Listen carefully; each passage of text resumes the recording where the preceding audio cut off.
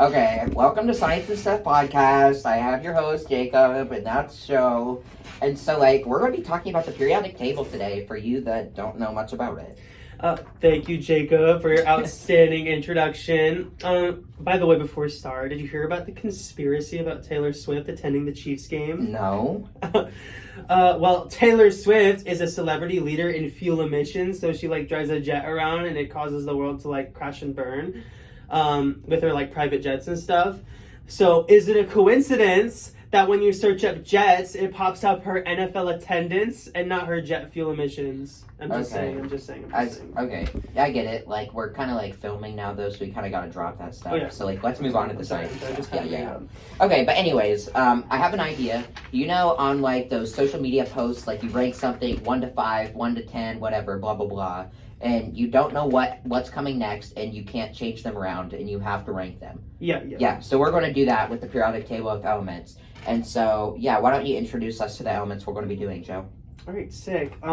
So let me first introduce the elements. I got a list right here. We got chlorine, iodine, fluorine, bromine, tessenine, and astatane. Sorry. Don't take that the wrong way. Okay. Anyways, so I also would like to add that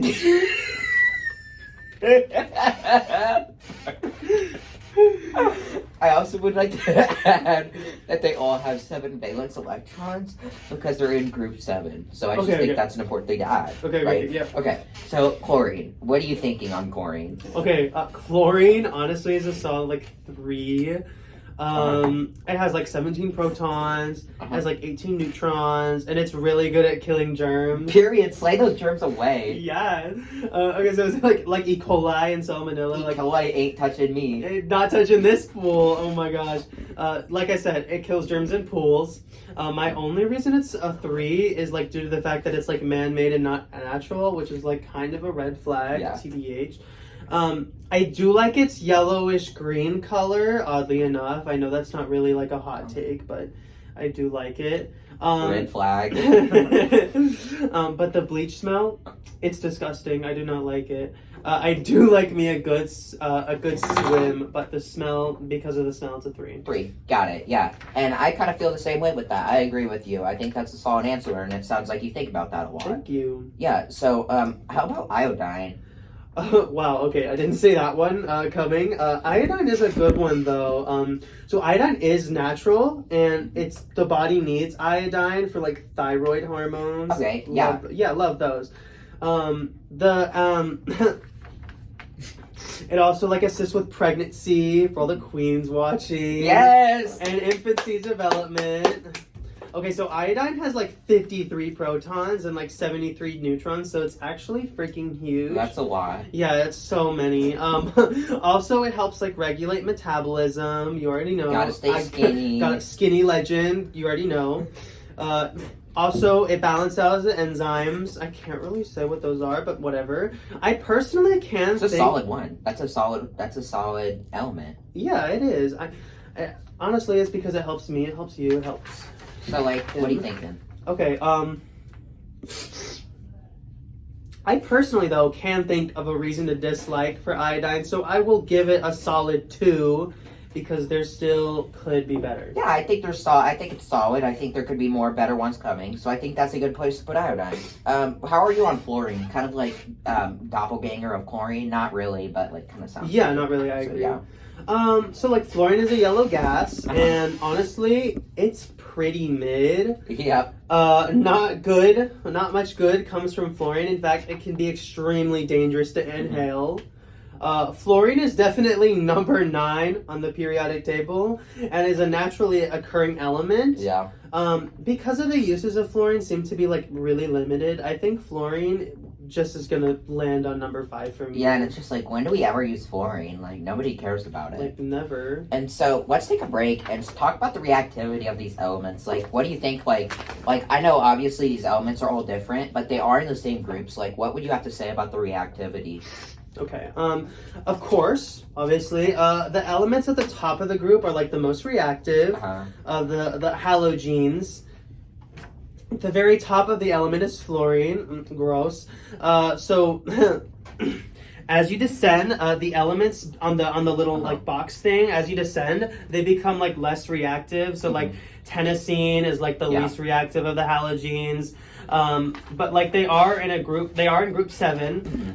So so they want one more electron, and the smaller the atom towards the top of the group, the harder the electron is to pull. So the more reactive it is. So that's why that kind of happens. Yeah, and I get that. Like fluorine being the top, the element up there, it's like really reactive and stuff. But then like down at the bottom, when we have like those little known elements, like they're kind of there. They don't really do anything. Yeah. And yeah, so okay. So going down to the elements that are down there, tennessine.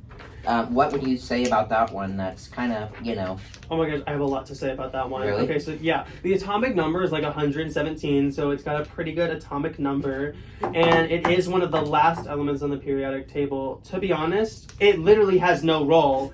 Like, only a few of these atoms have ever been created, and because of that, I neither like or dislike tennessine. So I think I'll give it a... Give it like a 4. Okay, yeah. I get that, yeah. Yeah, sorry, I completely spaced out there. I think it's a 4, though. No, yeah, because I read your mind right there. I was like, what? Yeah. Okay. I was definitely like... I'm like glad I said yes Hey. when you offered me this. So, Can you read my mind? Okay, James. Sorry, guys. He's our cameraman. What am I about to do now? Okay, James, stop. He's our okay. cameraman. I'm sorry, guys. Anyways, let's go. Let's move on. Yeah, so the element that seems kind of like useless and like it's kind of just there. Like, what's even the point of it? Like, it's not giving. Like, it's giving. It's gotta go. Like, you gotta go. Yeah. So, anyways, what do you think about element 35? Do you know which one that is? Oh yeah, that's bromine. So that's a good one. Bromine seems to be like extremely dangerous. It is a brownish red color and had like a bleach type odor, which All of them do. Yeah, they suck. They freaking suck. Bromine is a naturally occurring element that can be found in seawater, so that's a green flag. It comes in a gas form. Ingested or direct touch can cause like burns and irritation, so that's definitely jump scare. And it could possibly cause long-term health problems. Yeah. So that's not, good. This can be used as a chlorine substitute somehow, but in pools because of the risk, it isn't worth it because of all the burns and stuff. Yeah. So that's why they don't replace it with chlorine and stuff. So this element also has like 35 protons and 45 neutrons, so it's also pretty big on that scale. So I'm just gonna rate it a 6. Yeah, I get it. Like, sounds like there's a lot of dangerous like effects from that, and it sounds quite harsh.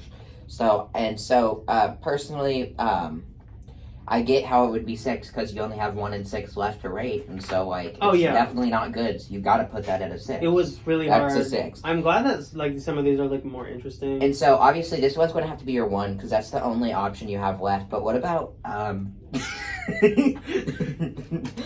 Okay, guys, we all know this was coming. So what about astatine?